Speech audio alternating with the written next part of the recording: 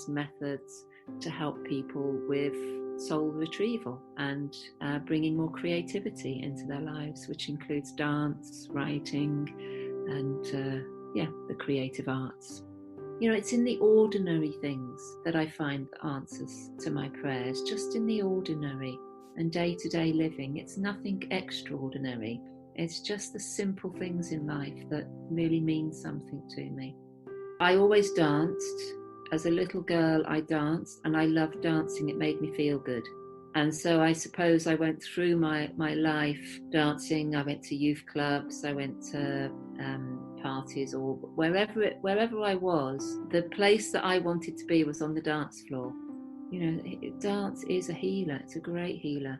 And as we move, do you know that like we release emotions that are somewhere held in the body that haven't been expressed before, and that's very freeing. And that those emotions, they really need to be felt. They really need to be expressed, and dance is a great way to do that. So it is important to just check in with, well, what is my dance? How does my body need to move right now? How does my heart need to connect with that piece of music? And what goes on in my mind when I start to feel that? What changes? So it's very personal, yeah.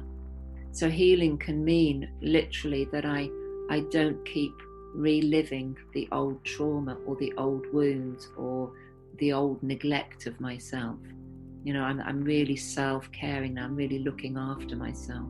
It doesn't necessarily just happen overnight. It takes us to be vigilant and to go, okay, I've got to work on this. I've actually got to every day do something that's a little bit different to help me change this pattern. Now, sometimes it's actually quite useful because as a writer, I can sit in front of my computer and I can feel all these sort of morbid feelings, and I start writing from them, and it gets quite juicy and sort of interesting. And it's so easy to not laugh. To go a day without laughing is not a great thing. You've got to have a little chuckle and do something, or be grateful for something, or just see beauty in something that lifts your spirits.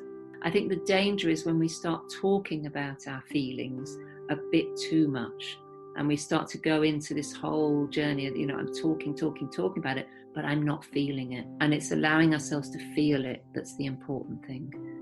I think this kind of healing, I think, is paramount in the way that we need to be living right now. We're in troubled times, and I think we've got to get back to the simplicity and to the basics of life, like what is really important and what is mine to do. Those are the questions that we need to be asking ourselves. Once we start to embody the soul much more, we're living with a sense of purpose, and we're living with a sense of our own soul's purpose. It's that thing, one step at a time, one little piece at a time, and just listening, being awake, being aware, and just following what calls us.